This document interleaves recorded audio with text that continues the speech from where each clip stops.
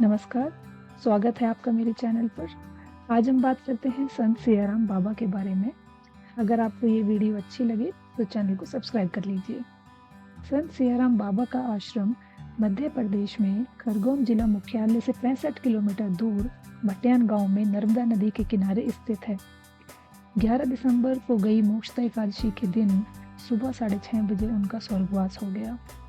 मोक्षदा एकादशी और गीता जयंती के पावन योग में उनका प्रभु श्री राम से मिलन हुआ। वह पिछले कुछ दिनों से बीमार चल रहे थे। हालांकि इलाज के दौरान भी वे लगातार रामायण का पाठ कर रहे थे।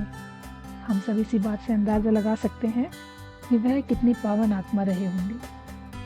आइए बात करते हैं उनके जीवन के बारे में। बाबा का जन्म गुजरात के भावनगर में हुआ था। 17 साल की उम्र में उन्होंने आध्यात्मिक मार्ग पर चलने का फैसला किया था। उन्होंने कई सालों तक गुरु के साथ पढ़ाई की और तीर्थ भ्रमण किया। वे 1962 में भटियाण आए थे और यहीं पर अपना आश्रम बनाकर रहने लगे। भक्तों ने बताया कि संत सियाराम बाबा धर्मशाला और मंदिरों के लिए करोड़ों रुपए दान कर चुके थे, लेकिन किसी भी श्रद्धालु को अपने आश्रम में 10 रुपए से ज्यादा का दान नहीं चढ़ाने देते थे। यदि इससे अधिक कोई श्रद्धालु राशि देता तो 10 रुपए काटकर उन्हें वापस लौटा देते थे। आइए बात करते हैं बाबा की श्रद्धा और भक्ति के बारे में।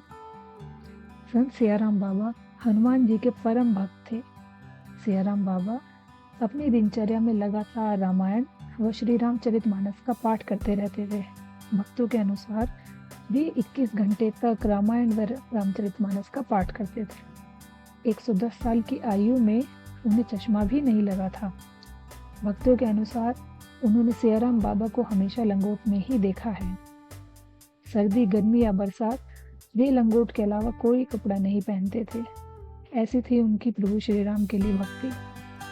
आइए बात करते हैं बाबा की दिनचर्या के बारे में। आश्रम पर मौजूद अन्य सेवादारों ने बताया कि उनकी दिनचर्या भगवान राम व माँ नर्मदा की भक्ति से शुरू होकर यहीं खत्म होती थी।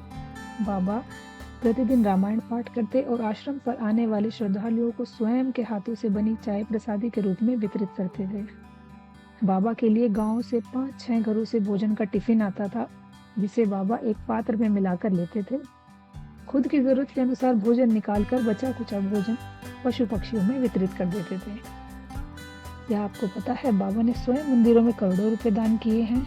जी हाँ, बाबा ने आश्रम के प्रभावित डूब क्षेत्र हिस्से के मिले मुआवजे के 2,58,00,000 रुपए क्षेत्र के प्रसिद्ध तीर्थ स्थान नागलवाड़ी मंदिर में दान किए थे।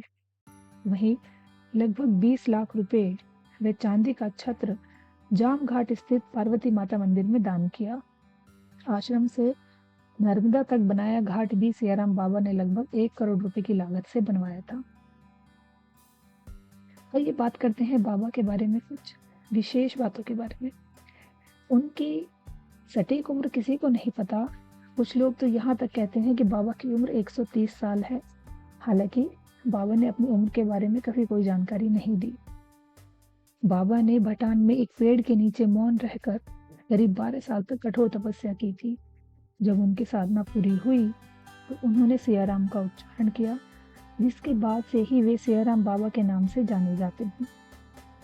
बाबा अपने आखिरी समय तक भी बिना चश्मे के रामायण पढ़ते थे और अपना सारा काम खुद ही करते थे। बाबा बहुत कम बोलते थे। बाबा सियाराम हनुमान भक्त हैं। हमेशा वह श्री रामचरितमानस का पाठ करते थे। ये हुई संत सियाराम बाबा के बारे में कुछ विशेष बातें। अगर आपको ये वीडियो अच्छी लगी हो तो चैनल को सब्सक्राइब कीजिए। जय श्री राम।